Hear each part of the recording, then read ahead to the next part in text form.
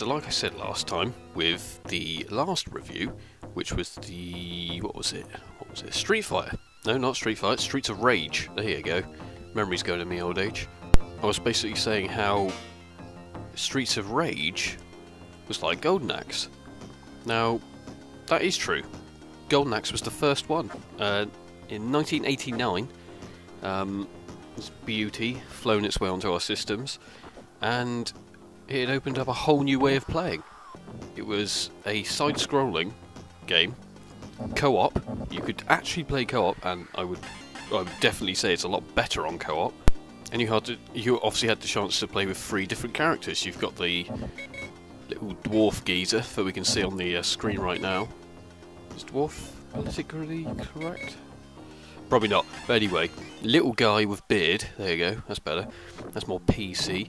And you've got the warrior, the guy with a massive sword. That's not an innuendo.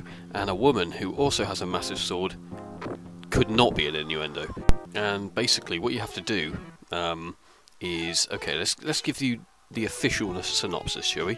The game takes place in a fictional land of Urea. Now, already I'm hooked. A Conan the Barbarian style high fantasy medieval world. Game of Thrones much?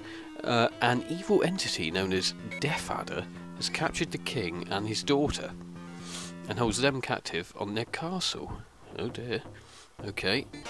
He also finds the Golden Axe, a magical emblem of Urea, and threatens to destroy both the axe and the royal family unless the people of Urea accept them as their ruler.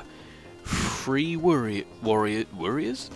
They might be worrying. 3 warriors, there you go, set out on a quest to rescue Urea and avenge their losses at the hands of the Death Adder. Now that sounds awesome, doesn't it? You're right, it is kind of awesome. One thing I have got to say about this game though is, oh my god, the controls do not hold up.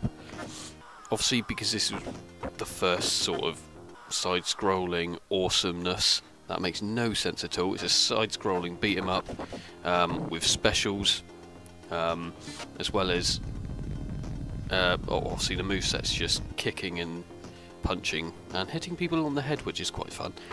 Obviously, I wouldn't condone hitting anyone though, because that is not cool, and that is only allowed in Fight Club. But remember, we never talk about Fight Club. Anyway, as you're on your quest, obviously you can see these weird little fucking animals, and basically you can dismount the enemy who's riding the mythical beast, and basically use that to your advantage.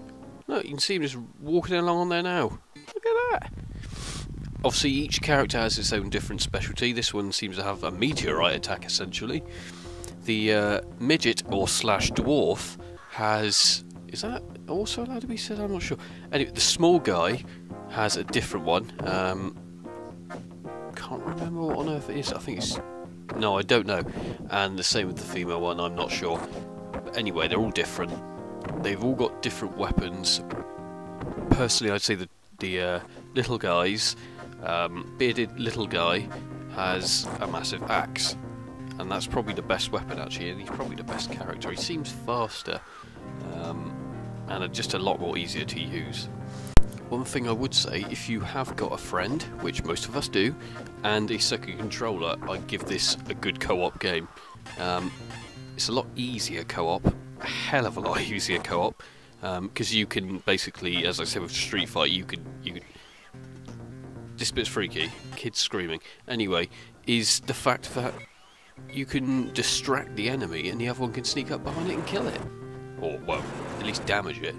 It's just so much easier that way. It's more fun anyway. Grab a beer, get a mate, and play a friggin' game. One cool fact I've found out is the actual principal producer of this game went on to head up and create Altered Beast. You can kind of see the similarities, can't you? I've got to say, I do quite like this bit here.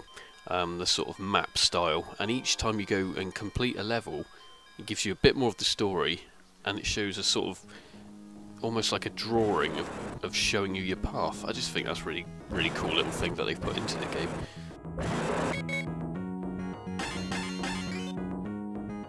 Who doesn't love a dragon, eh? Who doesn't love a dragon? Do you know, one of the best ways to kill an enemy on this game, is with a dragon, and do what I'm doing now. You wait for them to go off the screen, and just constantly pelt flames. So if they're running, if they're walking towards the edge, you just keep doing it until you hear them scream or, you know, fade away like they do when they're dying. I've done exactly the same here with the 2 bosses. I know I don't think I completed it that way, as you can see there, but it's a big help. Specials don't obviously kill enemies, bosses straight away. They just don't. And obviously you kind of wouldn't expect that to happen. I mean, shoulder barging's another good one. You double tap the direction you're going in, and your character will run at the enemy. Yeah, it's a good helpful tip. Doesn't kill them much quicker, but it seems to be a lot easier than trying to strike them with a short little sword.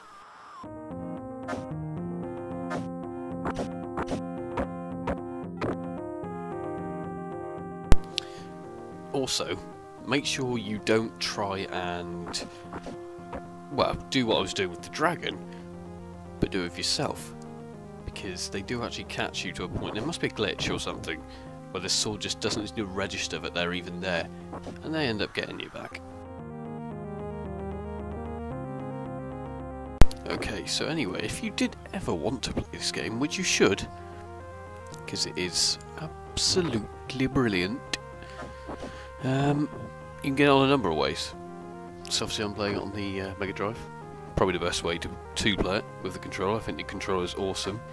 It's on the Master System. Not quite sure what the Master System version would actually look like. Wouldn't look graphically as good, I would have thought, but it'd probably still be a good game. It was on PC, DOS, back in the day, good old DOS. The Amiga, Atari ST, Amstrad, not sure which Amstrad, Commodore 64, Jesus, didn't realise it was that old. Handheld, again, not a fan of handheld, so I wouldn't bother. The Wonder Swan. What the fuck is a Wonder Swan? Xbox Live, Spectrum, PlayStation Network. Obviously, it would play amazingly on PS3 or Xbox Live 360. That is, yeah, no, that would play really damn smooth. I'm not going to lie about that. And it would probably not cost a lot. I know the cartridge for this game for the Mega Drive really costs peanuts. It really does. But it's worth every single penny. I mean, the controls are stiff, like the movement, but once you get used to it and you just realise what they were trying to do, then yeah, it shines above the rest, really.